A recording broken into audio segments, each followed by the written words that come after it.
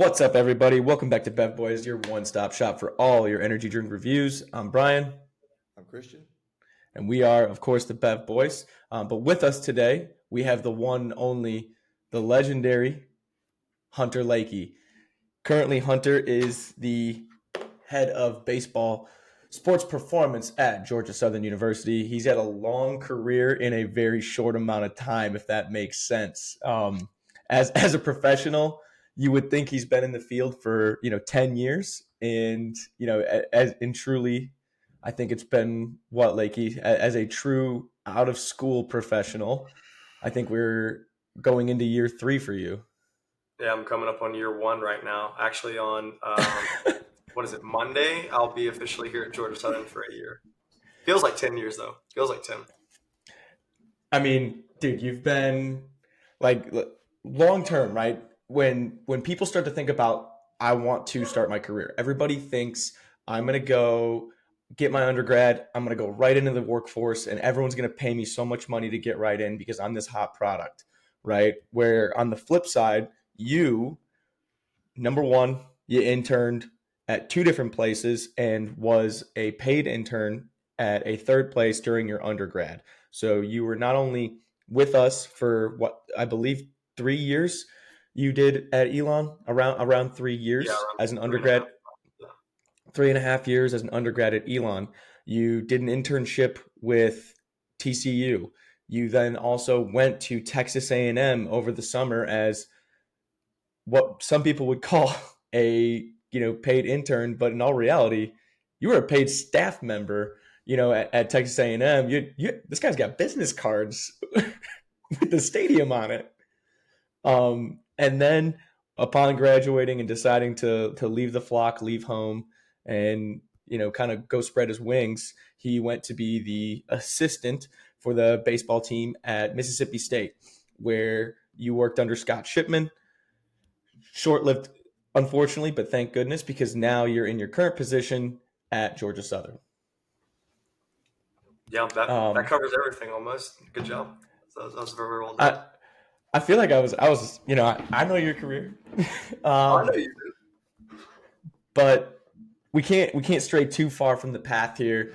Our brand is one big thing, and that, of course, is Bevy. So we have to start off. I want to know what everybody's got today. Guess go first. Let's see what you got. Guess go first. Oh man, Guess go first. I got a classic. Okay, this is the go-to.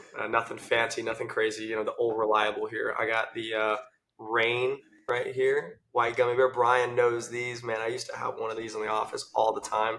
It never fails.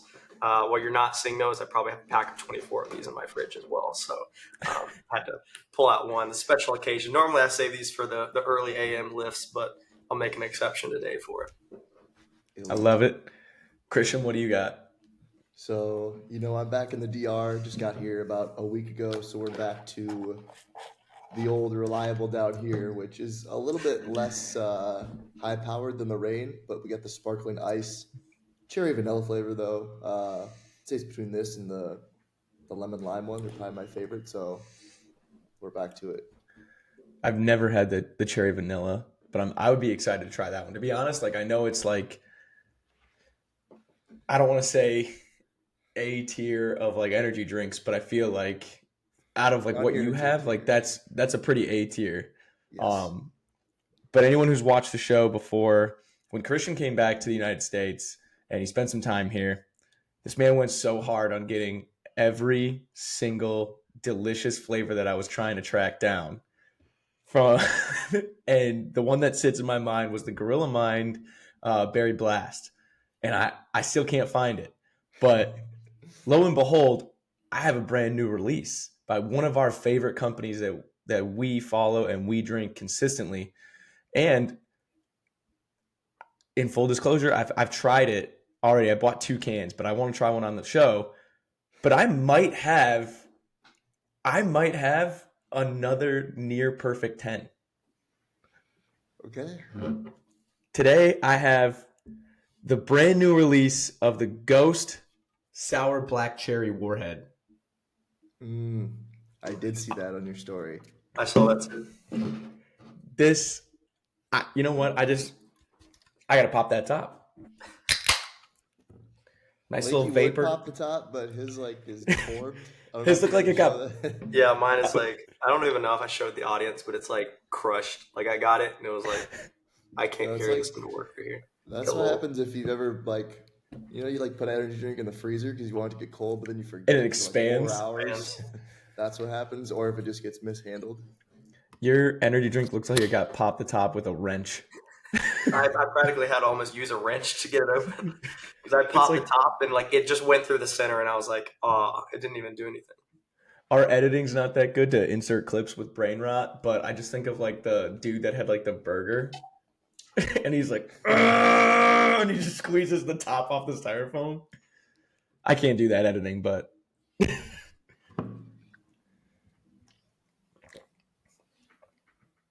oh, that's good. That's so good. Oh, it's so it's just like we've reviewed a lot of Ghost on here. We reviewed a lot of Gorilla Mine, different flavors. When you get a different flavor from the same company, without it being a different product, it's very similar in all the formulation. 15 cals, you're going to get 200 milligrams of natural caffeine. That's from Coffee Arabica. We have 150 of alpha GPC. We have the Neurofactor coffee, which is 100, which is both a nootropic and is kind of like a modified slow release caffeine. The Carnipure L-carnitine tartrate, that's at 1,000 milligrams. The taurine, 1,000 milligrams. And then the estrogen. So the estrogen is 25 milligrams, and that does increase a little bit of the absorption, which is really cool. So like you're actually utilizing the full spectrum of the ingredients that go into that formula. But most of all, I mean the flavor, man. It tastes like a cherry cola, like you're gonna notice one like a cheer wine, but that like sour kind of tart flavor to it. It is unreal. And there is an argument, there is a legitimate argument that this might be a perfect 10. But, Dave Portnoy said it best. You can't have two, not everything can be a perfect 10. I've given my perfect 10 out to the sour pink lemonade. But I'll wait till the end to give the review. But I think you can imagine right where this kind of lies. Like it's that good. That's interesting because I know the other like Warheads flavors. What is it? The green apple and the watermelon. They're Those are a like little bit too super much for pungent. me. They're like super pungent. Like Yes, it's too you much get for through me. you get like a half can and you're like, I gotta stop. Yeah. This one, it's like that sourness it's very smooth. It's not super aggressive to where it's like, oh, I just ate a warhead. It's a little bit dampered down and it's very smooth. But I want to take advantage of our guest here. Um, we got somebody who's worked with multiple different sports, done crazy things in his career, but most of all, you've made like your mark on the career of baseball. And I feel like all of my friends are just slowly becoming performance coaches for baseball. Between Andrew with UVA, Matt at the Red Sox, Lakey at Georgia Southern, Christian completely just flip flopped and left me. He's now with the Cubs. Like, not only are you guys, performance coaches for baseball, but everybody's kind of sitting at somewhere among the top. Like, what's going on here? Like, Christian, how much did you work with baseball at Elon? Right, like Like maybe, zero. Maybe a couple yeah, times helping Andrew, but that was really a it. couple times, yeah, a couple times hopping in, and we're like farming out. Like even before Andrew got there, we have Hunter Bell. Hunter Bell is with Arkansas. Like people that come through Elon are leaving us, unfortunately, but for good reason to go be massive. Like Lakey, you came out from an intern and went to an SEC school to work with a baseball team who, what was it, a year or two prior, was the national champion in Omaha. Like, kind of, can we? I want to talk about the elephant in the room. Like, what's going on?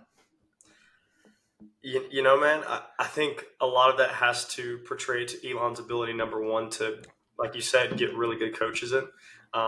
And it kind of just snowballs on top of that, like where the sense of, yeah, the first person I think you get in the room is Hunter Bell, right? And he stays there a year. He goes to Arkansas after his season, and then I convinced Nick DeMarco to somehow hire Andrew Benham, and he comes into the program, and then he goes to UVA, and then obviously after he goes to UVA, I go to Mississippi State, and then right there you have three, high profile schools added to the resume there that people start to take notice.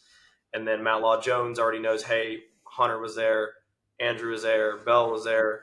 He comes around, pulls up, and now he just adds to the legacy that is, Elon Performance. And I think that, when you have these high profile individuals taking these roles and ultimately ended up going to these bigger roles, like some of the best in the country, you end up getting, and it's recognizable by a lot of people saying, hey, they know how to be able to develop baseball performance coaches. They know how to be able to place them into jobs and put them in the scenario that if I'm a young baseball performance coach, I want to be in. And I think that's the biggest draw, honestly, when it comes to Elon. But I think also, and French, you might be able to attest this, but I don't think the field of strength and conditioning is like how it used to be in terms of the demand, I'd say. So I think that a lot of the younger, like I think we're starting to make that flip, if you will. Like I think a lot of the older strength and conditioning coaches, especially in the baseball realm, are starting to get out. And I think a lot of younger guys are starting to fill those shoes, at least from what I've seen in the past year or so and what I've seen in the field. And so I think that's probably a big, big portion of the meteoric rise between a lot of these young coaches like that come from Elon, obviously, and going into these high profile roles is because of that. Um, but, I generally just think it's just the image as well. Nobody likes to say the logo, but, the logo does have a lot of sway and obviously like why you're getting this good response. But, and I mean, a big thing and a big portion goes obviously to two people, which Nick DeMarco obviously just being a dog and hiring like some of the best in the world, right? And the second person is probably going to be Zach Dakin as well. Like everybody who's been in that baseball position has been from Zach, right? It's the Zach coaching tree there. You know that when you're in that role, you're going to get a good coach, somebody who understands baseball performance to a pretty high degree compared to anywhere else. So, I mean, automatically just from there, like, when you're looking at the Zach Dakin coaching tree, you're going to get somebody good.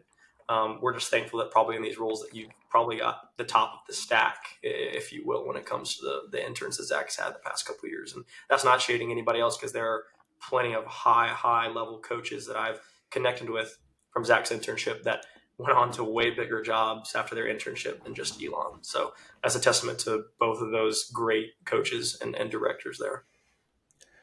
I think you make there's a really good point to that, and it's like even if you look at like our current staff member on that works with baseball, men's, women's tennis, which is typically the role that is the baseball seat at Elon. Like Kel came to us from Wingate as an undergrad student, really did his first internship in SNC, like truly outside of like his school with Christian when they came to us in 2021, right? Was it 2023?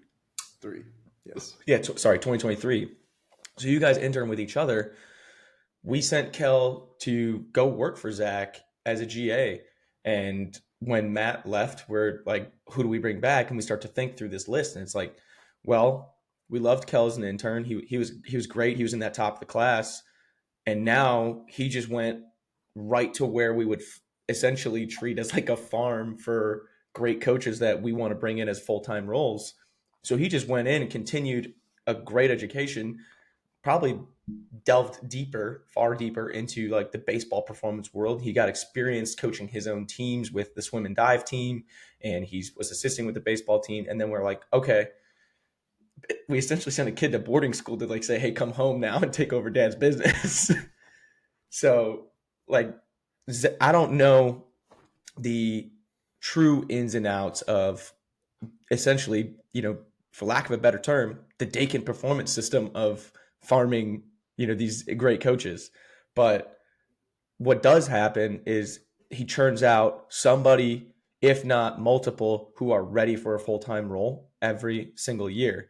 And I think that's like what we try to do at Elon, but it's a little bit more niche in that baseball world because when somebody thinks like baseball performance, they start to think of like a common few names, and no one in our field does not bring Zach's name up. It's always in that conversation. And so if you want to learn, you want to go to the best, right? That's like when you want to learn specific things from different people, you start to seek them out. And I think a lot of that has to do with brand recognition, like you said, like you don't want a logo chase, but like that brand recognition of I want to learn from the best. I'm gonna go find the best. Like if you want to learn from one of the best, private facilities, you're probably going to Freak Strength and you're probably going to go learn from Godango, right? And you can hate him or love him. I don't care what you say about Mike Boyle, but I'll tell you what, he runs a hell of a facility. He's got a great training program. If you want to learn how to run a private facility, you're probably going to go try and intern or coach under Mike Boyle. Though, like these names, like commonly come up in this conversation because of what they've done and what they've built. And Zach is that in baseball performance. So it's a feeder. And if like I said, if you want to go learn from the best, you got to go see the best. But I think what's going to be an interesting question, I think, in this facet, like Christian, you've seen a little bit thing of this piece as well, like going from one place to another and how training systems differ, diversify, and maybe even flip completely on their head, right? Now, Hunter, you've kind of gone, like I said, you've been in a couple different schools and a couple different organizations. What's like the biggest difference when from Elon to Mississippi State to Texas A&M to TCU to now Georgia Southern? What's like the common theme number one that you see versus those big differentiating pieces outside, not only across each individual organization, but the role that you were in, as well as like the level of competition that they're kind of playing at? Yeah, no, that's a good question. I think the biggest commonality you're going to see, and I think one of the biggest reasons why I picked where I wanted to go based on was the coaching piece. I think, Scott is another example. He was from the Zach Dakin coaching tree as well. And I think the biggest thing from the places that I've been to is that coaching piece of, hey, we are going to coach the basics, very, very well. We're not just here to check a box. We are going to, do everything almost to perfection. The coaching piece is always the same. Like I knew, for example, when I was going into Mississippi State, I knew what was expected of me as a coach, what my role coming in was as a coach, and that was to be able to coach these athletes at a very, very high level during the sessions. That's something that remained the same at Mississippi State, when I was at TCU, when I was at, even when I was at A&M, which is even a surprising thing because, training under Bell for a while, I ended up going there and my job was to coach my tail off and, being in the same room with that, A&M staff, I'll say this, wasn't as rah-rah as you would think. It was very, very detailed and intentional. And I was lucky to be able to be a part of that. I didn't know that going in, but the intention, detail, and the coaching they had was really, really good. And I felt like I wasn't an outlier. I feel like when you typically go into a football organization, there's a lot of rah-rah hype, just a lot of chatter, not a lot of coaching. And I was surprised to see that. But I was fortunate for the places that I've been. That was the main commonality between programs. Like, it doesn't matter if you're, Division One SEC, or right now we are Division One Sun Belt mid-major or mid-major CAA Elon. The coaching piece for me during my experience was always the same.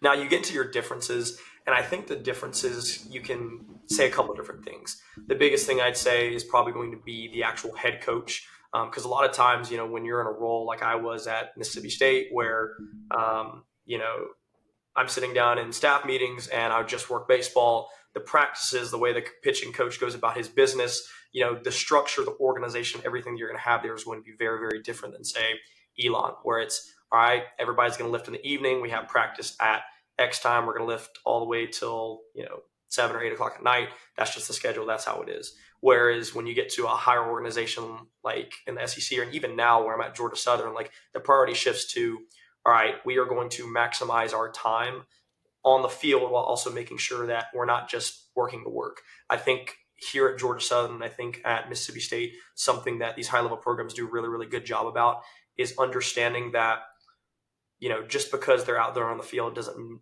mean they need to be there. So for me, luckily, and when we were at State, like as soon as the pitchers were done with all of their work, they come straight to the weight room and get their work in. They're not sitting out there just, sitting in the dugout, shagging balls just to say they're shagging balls. Like, we're actually being efficient with our time and going through and able to make the machine more efficient for these guys' times. And that's something I think that was the commonality that I saw between where I was at this high level organization, even to now where I'm at Georgia Southern, which is, I'd say a high level mid major organization compared to, Elon, which is, obviously a little more generalized, which is fine still. That's not any, shade to anybody else. But I'd say that obviously your head coach and the plan that you're going to have and the organization and the emphasis is going to be a lot different based on the orgs you're going to go to. And then I'd also say this, like, something that I really enjoyed that was also different was obviously the director that I'm working under. Obviously here I can't say anything about the director because I am the guy, and but I'll say this is that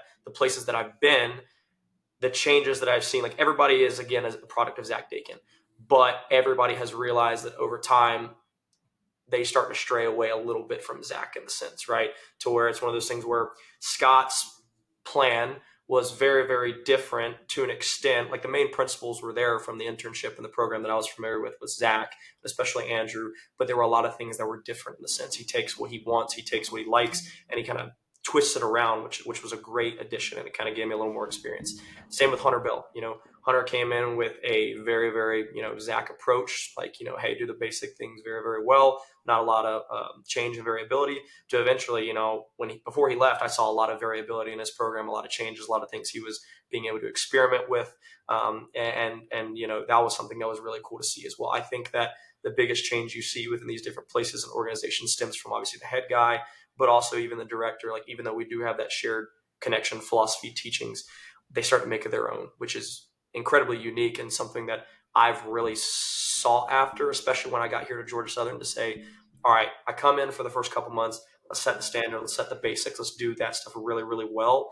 And now, hey, what can I experiment with? What are some things that I've been toying with, things that I've seen, picked up that I can be able to carry over here? So I think that it's all relatively the same in the sense that the coaching piece is there, but obviously the way that these directors and head coaches go about their business is going to be the biggest, like, differing factor in terms of efficiency and time. Christian, you got anything on that? That was good. Yeah, I feel like I can agree with that. Obviously, I have a lot less baseball experience than you do, but I think just between, like, comparing across sports between where I was at before Elon, Simpson, where I was an undergrad and I was an intern, kind of like you were at Elon, versus Elon, I feel like it was a little bit of a step up going from Division 3 to Division 1, and then going from that mid-major Division 1 to a professional organization, albeit at a lower level. Just, I think it's also different because the people that work at the higher levels generally probably take their job a little bit more seriously. So I feel like they're more likely to want to, like, strategically plan the schedule and try to make sure every domain has their say and, like, what they need, and to try to optimize those things. Like, I know with the Cubs, like, everyone kind of has a say in how we build the schedule, and we kind of build it as a team, which is nice. And every single day we have, like, a very, like, strategic plan of, like, how things are going to go. And, like, you may not get exactly what you want, like, time wise and, like, certain times of the day, but we're going to try our best to accommodate everyone. So I would agree with that part as well. And then as far as, like, different bosses, I feel like that's also a good thing. You have someone who's been under the same, they've been at the same place forever. They haven't really had many bosses. You're probably really good at running that system, but I think it's good to work for different people. Obviously, it's kind of expected early on in your career that you're going to, like, kind of hop around. I don't know if that's necessarily good for, like, long term. You're probably going to want some stability at some point, but I think I was just thinking about this the other day, like, the different coaching styles from when I was at Simpson versus when I was an intern at Sac State and Elon and here. Like, they're like so different, but none of them I would say are wrong, because, like you said, they're, like, founded in good principles. And I think at certain times of your career, like, you probably want something more structured because you don't know a whole lot. Like, when I was an intern, like, I needed someone to kind of teach me the ropes and tell me, like, hey, this is why we do this. This is kind of our system. And now that I'm with the Cubs, like, it's a little bit different because, like, we're the same team, but we're across 6 or 7 different locations. So you have to be able to trust people to have, like, the direction you want to go as a department within an org and have those sound principles, but giving your coaches, like, a good amount of autonomy as far as, like, methods and the way that you want to adhere to those principles and reach those goals, which I think is really cool. And I think that comes like kind of in the right order. Like you want to like learn the basics first, obviously, as an intern, as an assistant. And as you get older, you kind of form your own philosophy over time, make changes, see what you like, see what you don't like, and go from there. So I think that's really good. I think this is something that I've been thinking about lately, and in my opinion, like both of you will be able to give a pretty good like viewpoint on this. But like, what is the common misnomer or the misconception that people have that you've seen when you get towards the top and that differentiation of those levels?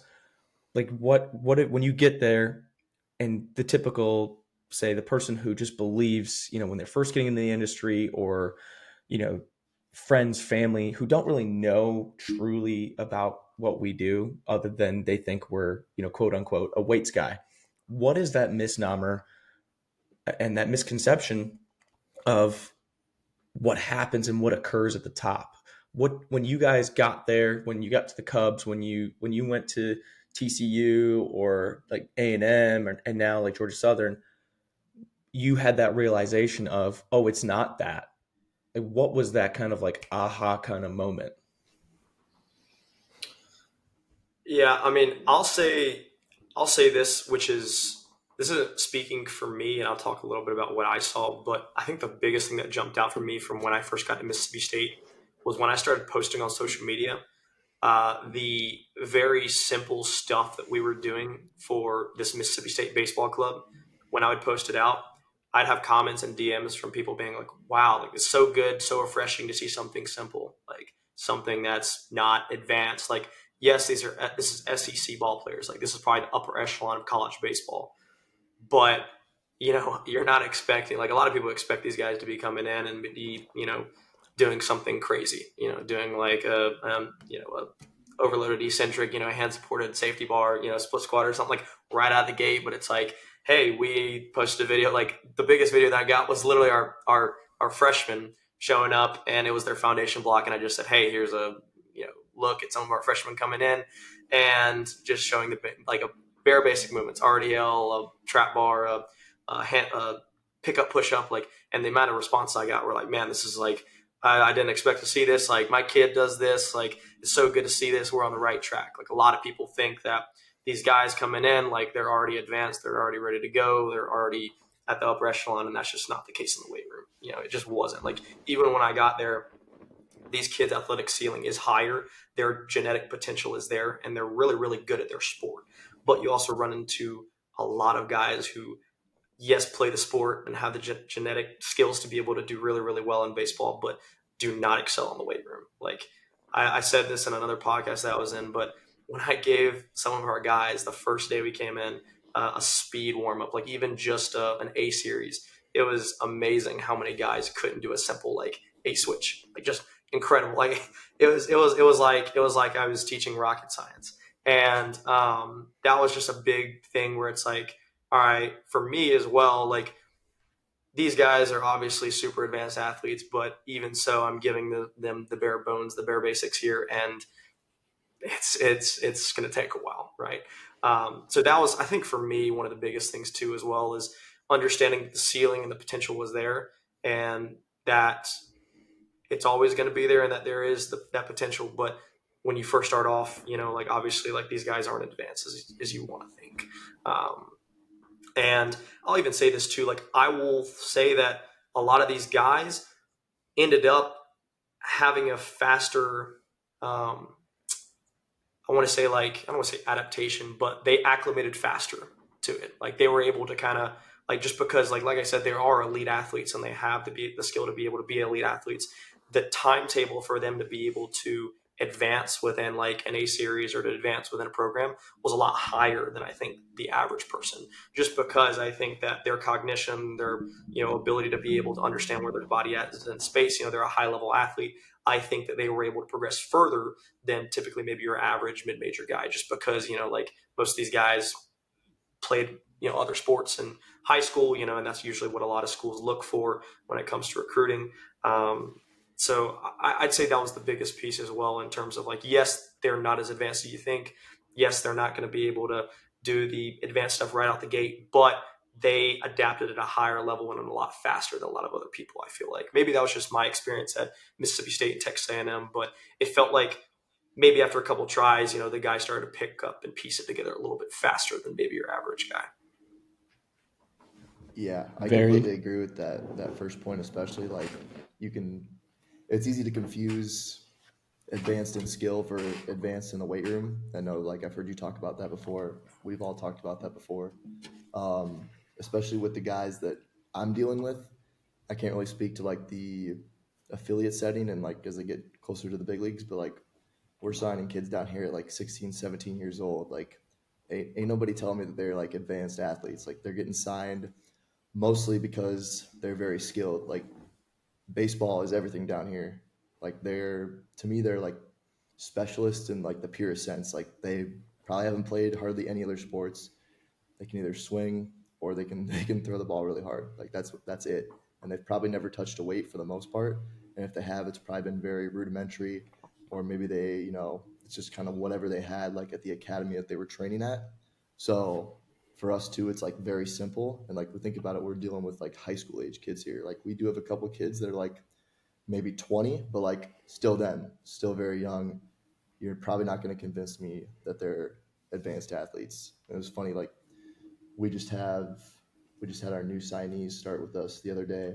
So the kids that we just signed, the really young ones, and like my boss was telling me like, hey, like this kid, like supposedly he can hit like he'll hit balls 450 feet, and then I see him try to do like an A skip, and I'm like, you look like a deer that just came out of the womb. Like it's crazy how uncoordinated these kids are. But I'm like, to me that's a good sign because that means they have a lot of room for improvement. Like the ceiling is definitely there. I can tell like okay, this kid has a good frame. He's like long, lanky, like he can put on a lot of weight. Moves pretty well for the most part, with some exceptions. So I completely agree with that first point. And then for me, as far as like within the professional setting, like I said, like can't speak to affiliates, so it might be slightly different and it could vary between orgs. But like I think Matt, who we all know from Elon, is like the only person that I'd heard before I got into pro ball that like talked well about pro baseball. Like I'd always heard like these nightmare stories about like, oh, like you're just gonna be like babysitting and doing this. Like they don't want to train. Like they can just tell you to f off and all that stuff. And I do think it's a little bit different in my scenario because they're kids. But so far, that has not been my experience. You're always going to have guys that don't like the weight room as much. Obviously, like they're there to play baseball, like they're getting paid to play baseball. Um, I definitely still think like probably Americans like the weight room a little bit more just because like they grew up around it, and they kind of got that meathead culture, which I think serves baseball well. But I think with these guys too, like you can teach them and get them to like the weight room through building relationships, and like it's not as bad as people think from my experience. So, and I think that's one thing we're trying to do with the Cubs. And like, if you ever talk to my boss, like he'll tell you like that's the reason he's in pro baseball, and that's why he left Arkansas, which he was the guy at Arkansas before Hunter Bell. Is like he wants to change that stigma that's within pro baseball that pro guys don't train. He thinks that everyone can get better, whether they're in the DR or whether they're in the big leagues. Because there's guys in the big leagues that you know they're really good at baseball, but like they don't really train like that, and they're probably not as good as you think weight room wise. So that's what we're trying to change. That's kind of like my biggest misconception that I think people kind of get a little bit wrong, and obviously that can vary from I don't know what other teams are dealing with, but so far I've been pleasantly surprised with that with the Cubs. one thing for sure, and we probably already know the answer, but when you're going into that weight room and you're developing your program, putting things together, really formalizing all those details, what what does a program look like? Like what are you trying to get out of that program? Obviously, like this is maybe not for myself, but anyone that just might be tuning in and listening in here. Hunter, like when you're going through and coming into Georgia Southern and you've had some experience building programs and running teams, you took ownership of like foundation blocks and things like that before. And really started performing like that. But now that, it's your name on the door, everything's under your control within those four walls. And then when you go out to do some of the field sessions and warm-ups and stuff like that, what is it that you are trying to get out of those sessions? What does that week look like? What does that session look like? And what are those like KPIs of, maybe not even just the KPIs, but those like kind of check those boxes that you're trying to check? What are those key pieces to that performance program?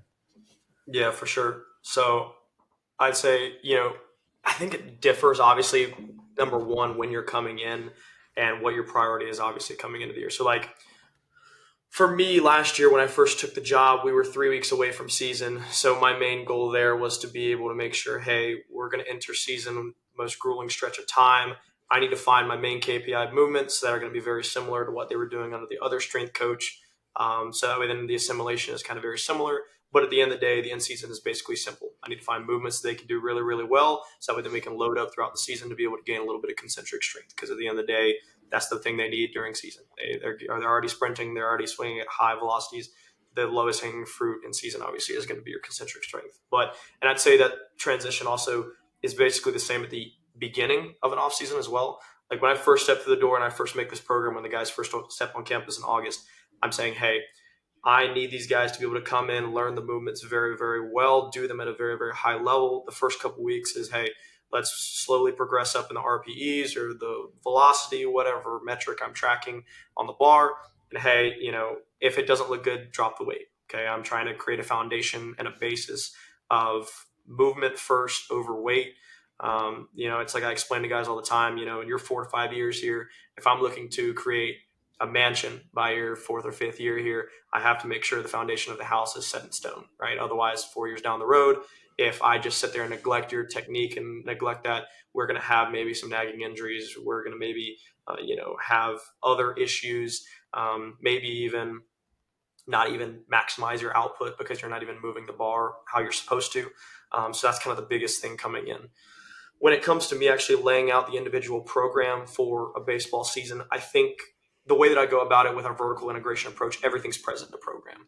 And obviously the vertical integration approach you're going to have depends on the time of year and the guy you have. But at all aspects of the year, there's always going to be a speed component. There's always going to be a power plyometric. I don't want to say power because my thought process has changed a little bit on power recently, but there's always going to be a plyometric piece. There's always going to be a weight piece. There's always going to be, an aerobic, piece as well, and the low hanging fruits. So that's always present, but obviously the time of year that we're in is obviously going to change the lens, the focus that I'm looking at throughout the year. So every single off season, we are going to sprint, fresh, frequent, and fast. So we are going to sprint once, twice, maybe even 3 times a week. We're always going to have a max velocity day, an acceleration day. That's going to be our main bread and butter. I tell our guys all the time, I don't care if we have 20 minutes in the weight room, if that means that we get 30 minutes on the field. So we are going to prioritize that and obviously sprinkle in some decelerations as well, just decelerating at that high velocity. And that's kind of the bread and butter of our program. And honestly, truly, that's kind of where I've seen a lot of our success. And talking to other programs, that's where I've seen a lot of our key correlators when it comes to the main metrics of like exit velocity, bat speed, and even pitch velocity as well, so fastball velocity. But that's a big piece there. The weight program is always there at the beginning of the year. It's always going to be very, very simplified. And then depending on the guy, depending on the athlete, I might advance a little bit more, maybe based on who I have in the program. So for most of us this past offseason, I spent a lot of time, harping on isometrics, obviously in our back half of the season, being able to just get stronger at that bottom of the position. Then obviously when we get in season, we'll be able to load out the position a little bit more. We'll go from more of a balanced approach to, as we go further in the season, taking out the balance component so we can load at the bar a little bit more and target more strength and force at the back end of the season. But those key elements are always there. And then obviously, like I said, the type of athlete that I have in the program is also going to be different. And I'll even say this, which might be a little bit different, but the caliber and the recruiting style of the team that I have is also going to differ as well. So I'll say this team that I have here at Georgia Southern is very different than the team that I had at Mississippi State. Mississippi State, their hitting coach, their recruiting coordinator, he is very much so hey, I love the long ball, right? So the guys you're going to get in are very, very force dominant. You might have a couple elastic, twitchy guys who are just have elite, bat to ball skills and can be able to, just whip that thing around.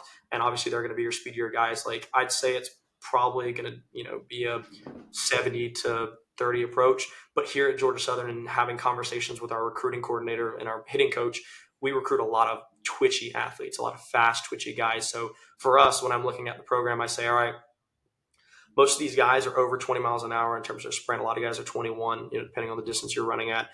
Looking at their jump numbers on the jump mat as well, their jump numbers are really good, upper echelon, like a lot higher than what I've seen from other places. So I have to make sure that I'm not straying too far away from the elastic quality, and especially in season. I want to make sure that in season I'm amplifying their strengths. And so I'm going to give them a lot of elastic work. We're going to sprint pretty consistently. They're going to move loads probably not as heavy as I would give maybe our force dominant guys, like our catchers who are more heavier, stronger. They are probably going to get an opportunity in season to be able to touch higher loads and maybe have some more force dominant plyometrics like a trap bar jump, or maybe one where the eccentric is insinuated, where I'm being able to make sure in season that, hey, I need to make sure you can play baseball well, and feed into what makes you great, what makes you good in your role. And so that's kind of something that I take into account on the teams that I have. And that's mainly data driven, but also from the eye too. It's very easy to say, yeah, and look at the number on the jump mat, or look at a guy running on a sprint and say, like, that dude's fast. That dude gets it. Like, he's very, very, athletic. And I think it's really easy to do that. But I'd say it's based on the data driven approach. If you have the data there and you can understand what your team looks like, what the makeup of your team is, then you can start to kind of work around that. And I say especially it becomes more prevalent when you get into season. And that's something that I'm trying to do a little bit different here this in season, now that it is going to be my first in season where I've had a full off season with these guys, to be able to take what I've understood and take the data that I've gotten from this past year on what our guys are really good at and feed into that and make sure that we're at our best playing season. One thing that you said that kind of caught my ear, and like I said, anyone that has listened to us before knows where my loyalties lie in terms of like training and prioritizing things. But, you mentioned speed, and I think you posted just recently, you had 31 or 34 guys over 20 miles per hour, right? If you don't mind, just like talk about that, right? You said 2 to 3 times in that off season, like you're going to sprint. And now you're really seeing the capitalization on that in, having, the majority of your roster, for lack of a better term, like let's look at the average baseball size of a roster. What are you looking at? Like 46 to 50 guys, maybe at most. And you've got, 75 to 80% of that roster who are now sprinting over 20 miles an hour. The speed component is going to build the central nervous system, not only just the ability to recruit and fire and have that like motor unit recruitment, the ability to have the myosin light bridge actually, in the physiological response, be able to like actually occur at a faster rate. But have you seen, what does that look like when, now that you're, kind of moving towards that in-season model? How many times are you touching on that, or are you letting the kind of sport practice take control of it? Are you trying to track anything in that period? And, the caveat piece of that is, where have you seen that give a positive effect on some of those more, I hate the word sports specific, but in those sports specific KPIs with, bat speed, exit velo, pitch speed on that fastball, things like that. Like, talk about that piece in your program, if you don't mind. Yeah, no, I mean, to start off, 34 guys is, like I said, it's all credit. Again, the best strength coach is going to be our recruiting coordinator. And so at the end of the day, our recruiting coordinator does a fantastic job in all of our guys we have. I mean, we have our bits and pieces of guys who play a role, just hit bombs. But man, it's unreal. And the caliber of athlete we have here is really good. And so it's been really easy, and they make my job and make my coaching look really good. But yeah, like you said, I mean, we're going to sprint obviously 2 to 3 times in the off season, but I think in the in season it's going to change a little bit. And here's the thing, and French brought up something that I really liked, is like, when we get into season, I think last year I was so dedicated to, we need to bring the timing gates out, we need to time every single week. But at the end of the day, my lens has shifted in the sense that these guys are here to play baseball. And at the end of the day, why am I going to maybe time a 30-yard sprint when I think the easiest thing I can do is give these guys microdosed, build ups, sprints, obviously before game day. And something that I've been very fortunate with our head coach and conversations that I've had with him is that this in season, what we're going to do is we're going to microdose our speed work in on our game days. So usually what we'll do is at 45 minutes before first pitch, we'll head out to the outfield on a Friday or a Tuesday and a Saturday, Sunday, and we'll do a quick primer in the sense in that we'll hit some dribbles, we'll hit some A series depending on what the emphasis we're trying to do that day. We'll hit some quick plyometrics depending on the emphasis I'm looking there. And then if it's a Saturday, we'll do some banded accelerations. I'll bring some bands out, be able to work on some acceleration work, obviously at the volume. I'll give different variable volumes for the guys. So our starters will have a lower dosage than our guys who maybe been sitting on the bench for a while, and that's something I'll track as well. And then on our Tuesdays, what we're going to do is consolidate the high stressor with a max velocity day. So that'll be hey, we're going to hit some dribbles. Over a midweek, we'll hit maybe a couple, 30-yard sprints, prior to the game. And then obviously the same goes there. The guys who aren't playing a lot, or maybe the guys who didn't have a good day at the plate the previous day or over the weekend, I'll hit them with a stimulus there. So I think simply by just adding in a speed component and adding that in on our game days where that's going to be our high stressor of the week, for me, it's going to alleviate a lot of the programming for me in season. Because last season, I remember that I was doing a speed session prior to our split squat days because I was like, I need to consolidate our split squat days together with our speed days, and these guys would be in the weight room for an hour and a half, and it'd be like 6 o'clock at night, or like 7 o'clock at night, and I'm like, dang man, I was like, these guys are just beat up.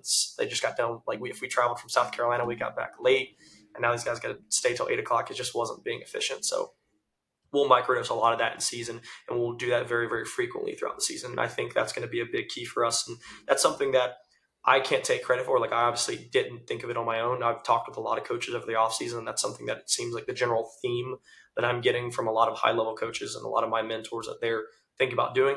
And just making sure that, and I think too, it's going to help obviously for our guys to, because I don't know if French, you probably noticed this, and this is something that I noticed last year, but like our guys get off the field, they get done with, in and out, and they're just sitting in the dugout for like 30 minutes. And it's like, all right, well, like if our leadoff guy is getting up at the plate, he's been sitting for 30 minutes, like why not hit him with something like 20 minutes before game time? So I mean, he's at least a little warm and he can go. And I think that's going to help us out a lot.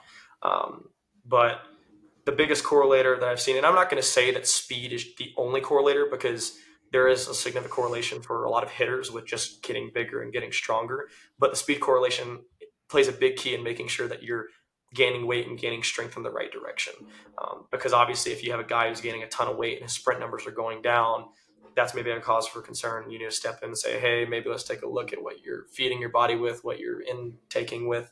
But I mean, for most of our guys, I remember this past off season, we had a transfer coming in from a high ACC school. He was always a 90s guy, maybe upper 80s guy.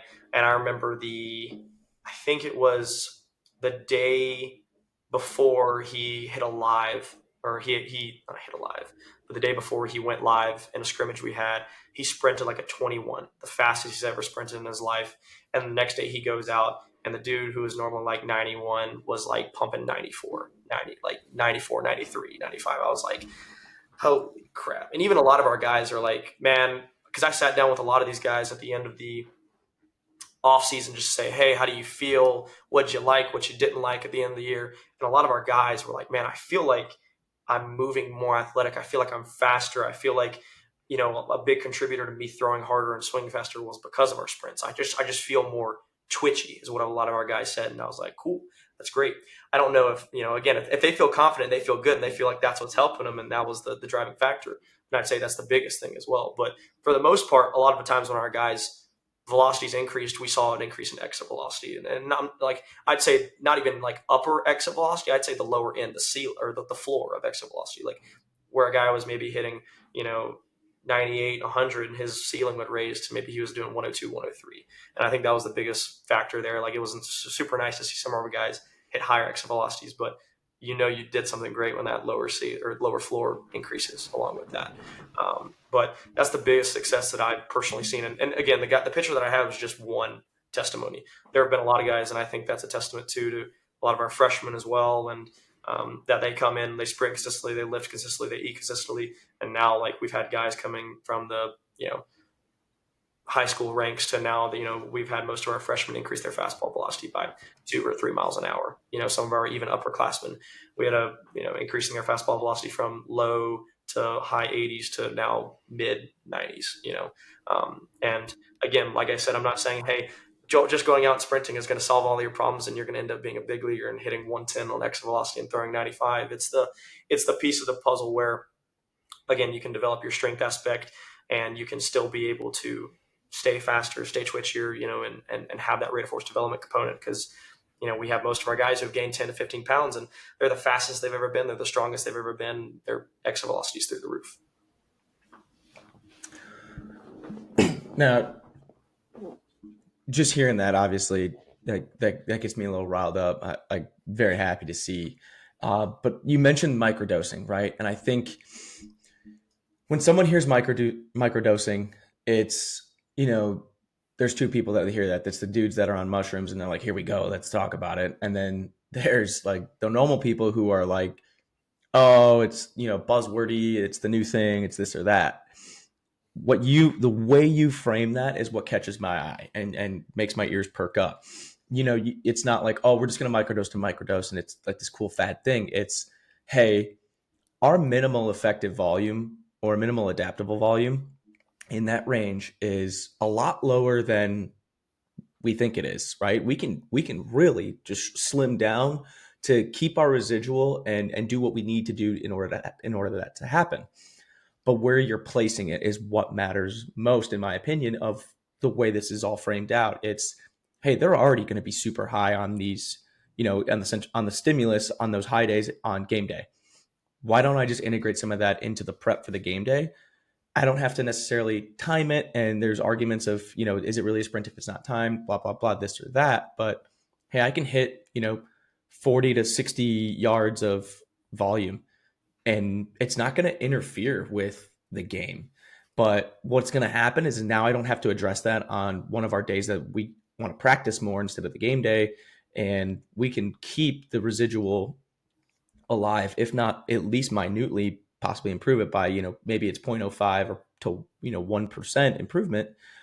But you're looking at the big picture, not just what is my role in this and I want them to sprint fast because this is my brand or this is the way I want to do it. It's, the common goal is the common goal. And I think, Christian, we've talked about this 1,000 times when it comes to the Cubs, is everyone is bought into this common goal of what does success look like towards that top, right? You play your piece, they play their piece, and it all feeds into essentially World Series champion for the Cubs 2020, 2025. Called the shot for you. Just saying. But like it's this holistic view, and a holistic is going to be another buzzword, but it's all these pieces within an organization saying, hey, we're going to work together. We're not going, and this person's off doing their own thing. This one's doing their own thing. Everyone's bought in on the common goal of we need to win on game day because the win is the most important thing for everyone's job security, everyone's livelihood. And of course, that's what the kids came to school for, is to play baseball and to win. You're just doing your small piece in that in order to make sure that the athletic attribute side or the athletic development side is available to them to then capitalize within the skill session and in the game portion piece. That's a mature standpoint of not saying like, oh, that's my avoidance of what I do doesn't matter, I'm nihilistic, it's this or that, but saying my piece is important, but it can be taken a back seat right now. And for a guy who realistically super young in the field to have that recognition and that forethought of do my piece when my piece is important and not interfere with other things that are at this point in time, vertical integration doesn't only stem within the weight room. It's the entire, team's piece of all things are going to be present, but one's going to place a bigger emphasis. And in season, the most important emphasis is going to be them winning games. That's a that's a massive like maturation stat point that a lot of young coaches struggle to feel out. And I feel like myself, like everybody wants to be taken seriously. And when you're in that in season, it's like maybe I'm not taken as seriously because they're not prioritizing me. And you get that little, it's like self-deception. But for you, man, like that's great to hear that you're already at that point that you can have that actualization of what's going on and where your focus and that lens needs to like turn to. Like talk to me about that. Like where did that come from? Where, you know, because this is not something that you see from a young coach.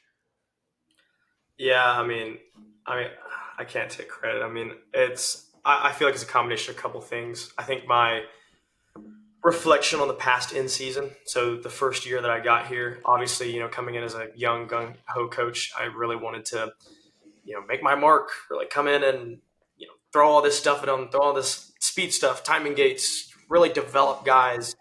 And, I've come in and I feel like I pushed the needle a little too much. And, we had a couple, maybe snags in the road and some bumps. And looking back on it, I was like, man, I was like, it's like, I wish I didn't do that much, or I wish I really didn't do that. At the end of the day, we're just, these guys are here to play baseball. And I'll give credit a lot to my AT as well. She would, come up to me and, she'd be like, look, like, these guys are here to play baseball. Like that was the first time I really heard that, and where she was like, we're here to win ball games. Like whatever you can do to be able to, put these guys in the best position is what you need to do. And a lot of times maybe that's not going to look like the same intensity and volume and time in the weight room. Like it's got to change a little bit. And so that's something that I took with me. And that's something I've heard a lot of other coaches talk about as well. Like I said, I can't take credit for that. I've dove into a lot of podcasts and talk with a lot of coaches. Just to name a few, Joe Padula, Chris Martin at LSU, just guys who have talked about this and who are at the upper echelon of that. And this is kind of through, obviously their own podcast, the BPN, that we've put together, but just talking about how from these higher level guys, that's just, the emphasis. And I think that was something I was looking for and something that I obviously didn't want to hear, because I think, like you said, as strength coaches, we feel like we're more important than we are. And we feel like we want to have that piece. We want to feel valuable. We want to feel like we're making that change and the reason why we're winning all these ball games. But at the end of the day, understanding that, our job and reflecting on our job as strength conditioning coaches, which is to keep them resilient, make them more robust, and obviously keep them, healthy. And depending on the level you're at, either develop them and increase their growth, or, make sure that they're ready to play on game day. The approach is different based on the level you're at, but, that's kind of where my lens shifted. And it wasn't like, there was the aha moment that I had obviously within my own reflection, but it wasn't just with me. It wasn't like I sat there and had that eureka. It was the constant, other things put into my brain from my AT, my head coach, these other great coaches that I know and work with. And, I always want to learn. I always want to get better. And I know that, at the end of the day, from my experiences, that my way isn't always right. And I think right now I'm at the bottom of that Dunning-Kruger effect. So I think that was even more of a help to me to be able to make that change. Dude, that's incredible. I want to turn the corner a little bit. I know like we're kind of coming up on time, but I'd be absolutely remiss to have you on here and not talk about this one piece. You're the social media master, right? Anyone can say what they want, but in a field where Canva Demon, right? You've utilized a different skill set outside of the weight room and outside of sports performance in order to facilitate more growth for yourself, whether that be professionally, inside the field, or outside of the field. But you went from, in a few short years, again, not to completely eat your ass and say you're great, but in a few short years, you went from an intern to where you are now. And part of that, I think, has to do with the optics of what you've been able to do and present yourself and basically build a portfolio on your Instagram as a professional portfolio and say, this is what I'm about. This is who I am as a coach. This is what I can do. And this is how my athletes respond and what they build. Your timing, your access to the algorithm and the thought process and the willingness to put it out there, how you get that many posts out without saying the same thing over and over and over again and being redundant and just posting the same RDL. And then now you've expanded into the Baseball Performance Network, which is taking off, right? You've got other people involved in with you. You've built things outside of this, your resume template. I had an interview candidate for an internship for us. I immediately recognized the resume template. I was hiring, for Team Builder. I saw the resume template. I go, I know who made this. There's these pieces now that you're leaving your mark and you're expanding your growth as your personal brand. Go into a little bit of detail on the thought process behind it, number one, and the I guess the process itself of how you started to do it and to this day, and how you've grown it. Because I mean, what's the follower count at this point? Uh, Come on, don't act like you don't know. I know you know. Too high to Give me that that. like it's I think right now it's like at 14.5K or something like that. Somewhere Right. there. Okay, so around 15,000, right? But when you started 3 years ago, it was 2-3,000, right? About a Like thousand, about a yeah, thousand like followers. the average college student, right? And now you're a bigger name that's large in the industry and providing information and, for lack of a better term, providing continuing education to others in some way, shape, or form between not only your personal Instagram, the Georgia Southern Strength Instagram, the Baseball Performance Network. Like what's going on with this, and how did you have that, like, I guess, wake up and into like actualizing all this to have it occur? I was about to say, you sound like my girlfriend right now. I'm about to say, being like, you're famous. I'm like, no. Christian, take notes because we need this for Bad Boys. I know. I'm hoping you're gonna spill the beans on this, Lakey. So That's how I'm about to drop all my secrets. So I think a lot of this stemmed from the fact that I took a lot of my education, and I'm going to say this too. Like, I took a lot of my education from Zach's Instagram. Like, I'm gonna throw that out there. Like, I remember as an intern, like there would be nights where I'd go through and I'd scroll through his Instagram and I would listen and watch the videos that he posted from years ago and just learn. Like I'm not saying my whole learning was from social media, but a big chunk of what I was trying to understand was from social media and from his page. And he did it really well and he did it at a high level. And I learned a lot from it. And I know that as an intern, I wanted to give back. I always knew that I wanted to be able to educate people. And when I first started out, I didn't I still don't, but I don't care about the views. I really don't. Like, it's nice and it's nice. Like, don't get me wrong. When a post blows up, I'm like, wow, that's super cool. But my process when it comes to posting doesn't come from the fact that I'm looking for my post to take off, or I'm looking for my Instagram to blow up, or I'm looking to be this big honcho guy. Like, I don't really care about any of that. What I care about is the young strength coach like me, who is 19, who is trying to find anything and everything to be able to develop as a coach. And my lens shifted to the aspect of I want to be that guy. I want to be the guy that somebody goes to and watches a video and can learn from and can understand and see training hopefully at a high level and take something away from it. See how training should be.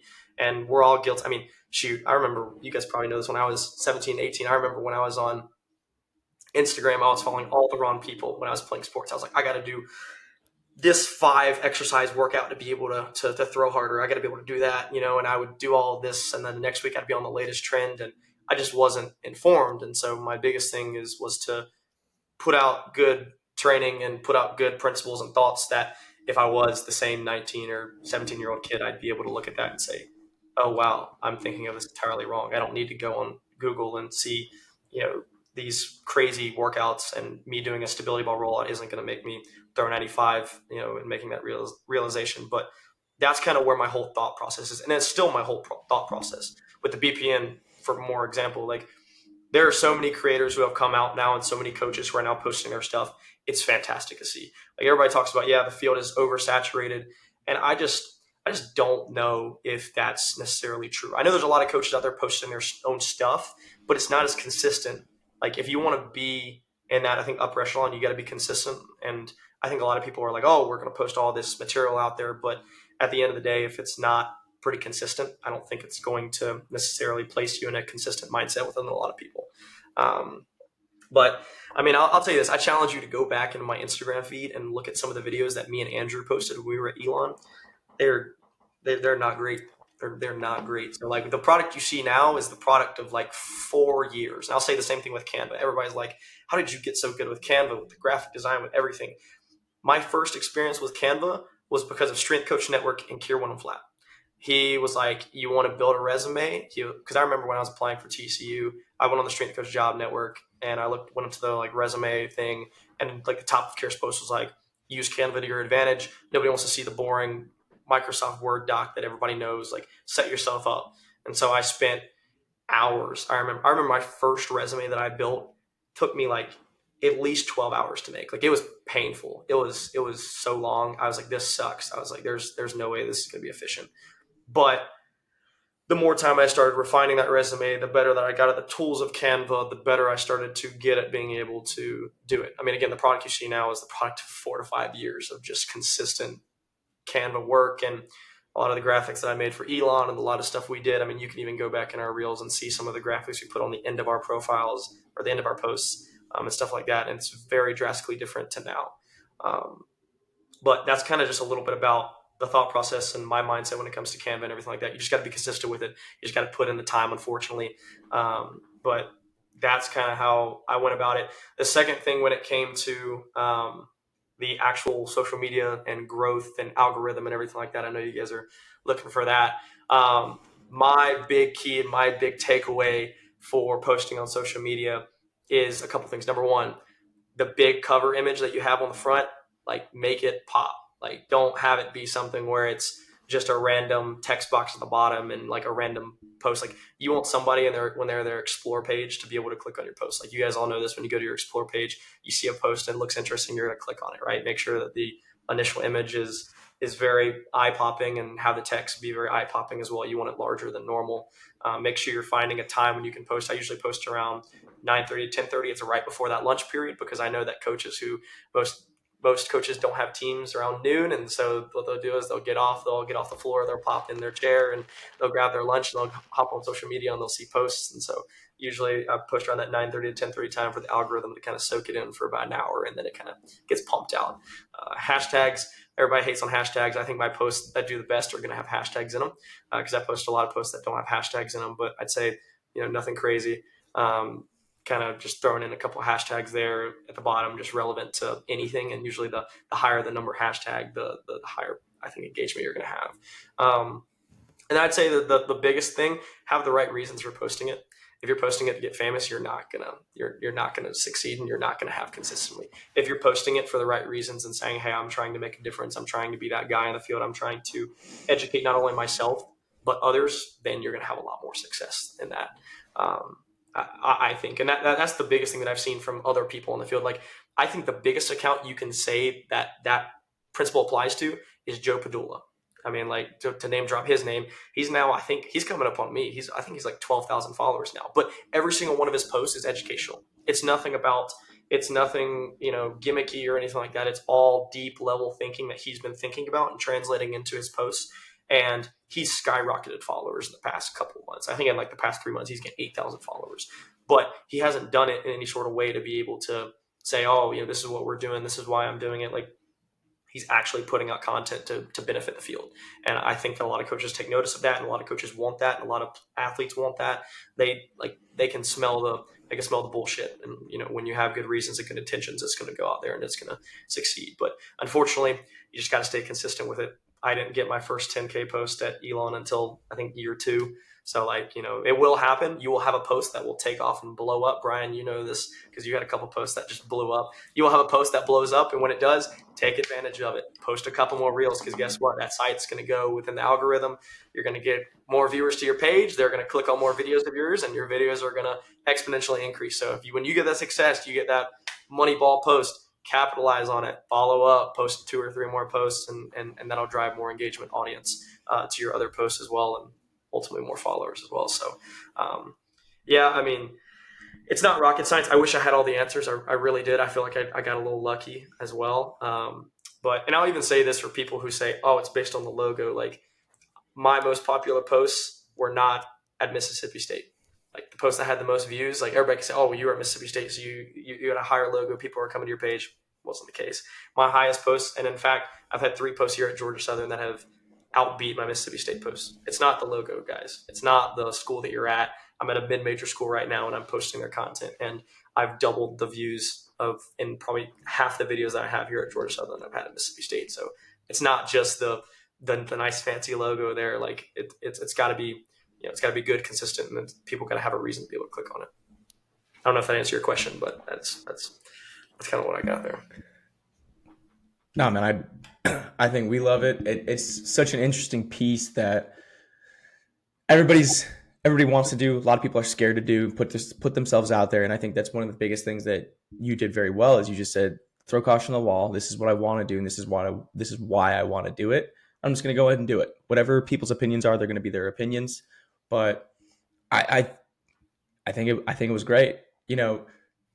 This so far, again, not to be precocious, but I think this has been a great episode. We're coming up on time here, but Lakey, I think you've been a fantastic guest. I think, we've covered a lot of different topics, from social media to being at different organizations and the misconceptions at each one, what's consistent between each one, what you're looking for as a coach and what you're looking to build, and how you've become this in such a short period of time. And not to say it's a Cinderella story, but it is a success story, at least early in your career. And I hope it all goes, keeps building from here. I don't think you're the type of person that it's going to, flatten out and get stagnant and be comfortable.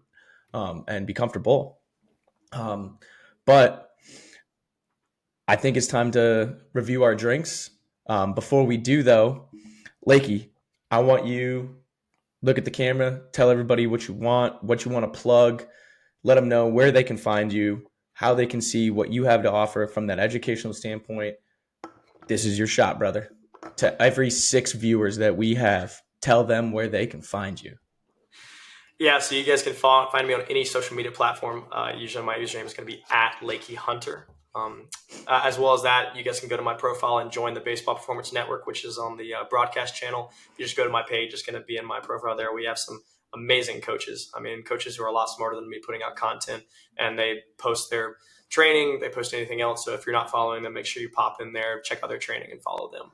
You can also follow us on Instagram @BSB Performance Network. We're posting every clip from our podcast that we've done the past couple episodes, and we're actually going to put out more episodes here in the coming future. So I'm really excited about those guests. But my last thing that I want to do is I want to shout out the people that have kind of helped me. And again, Brian kind of talked about it. Like, it is a Cinderella story, but I'd say I'm probably the luckiest strength coach probably in the world, because I got into Elon and I got into all these other places. And truth be told, Elon was not my first choice. So for school, and I kind of showed up at Elon at the right time and with the right people, and I wouldn't be where I'm at without the people who have helped me there. So, Nick and the staffs at Elon, Brian, Gabe, Andrew, Jordan Newsma, Jeff, John Waters, Brandon Robinson, all those guys who have been there. Thank you for putting me in a position to be where I'm at. Zach at TCU, Scott Shipman at Mississippi State, Hunter Bell at Arkansas, my boy. And everybody at Georgia Southern as well, and obviously every staff that I worked for. I'm the luckiest person, and I'm in the position I am because of them. And if you're looking for good training and you're looking to learn from them, they put out great content. Like, you should definitely go follow them first before you follow me, because they made me into the human being and the coach that I am today, and I'm eternally grateful for them. So if you want to grow in the field, you want to become the best of the best, you got to put in the work, and just stay consistent day in and day out. Show up, be consistent, be that guy in the other coach's ear to be able to help them out, whatever it takes. And, anybody can do what I do, just have consistent with it. Perfect, brother. I feel like I could have run I'm about to go in the garage. I have the gym set up now, dude. I might just replay this episode and just start lifting to it. Guest goes first. Lakey, when we hop on here, we talk about our energy drinks. We rate them on 4 components into a composite score, right? We talk about the ingredients, the price you paid, the look of the can, and of course, the most important piece, the absolute flavor of it. So when you take those 4 components into effect and you take them all into account, when you're looking at the Reign Sour Gummy Bear, what is your score? I'd say based on the aesthetic right here, the unique aesthetic here, I don't know if it's vibing with me right here. It's kind of a little bit of a hassle to open. I'm probably going to have to give it a 4 here. Probably have to give it a 4 on the aesthetic. In terms of the flavor, it's an absolute pretty consistent flavor for me. I could probably drink this every single day. I'm gonna give it a 9. I'm gonna give it a 9 on that one. It's up there. Definitely my favorite. Not as good as the pink Warhead Ghost one. And I'd say also too the ingredients are great. This one doesn't give me heart palpitations, which is a really good emphasis as well. So I don't feel like I'm dying when I have it, which is great. What was the other one? Let's see. Price, shape. Oh, price. I say can't get a better deal than the Amazon bulk sale back during the holidays, right? Take advantage of it. Probably not on sale anymore, but man, did I get a steal.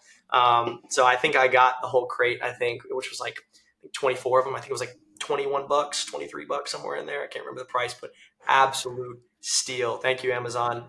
They have all of my money. So this isn't a plug for Amazon, but they did me right. So when you bring all that together, score out of 10, what is the absolute score for the Reign sour white gummy bear? I'll give this one a little bit of love here, but I'll give it an 8. The shape, just the shark fin ain't doing it for me. Solid round number.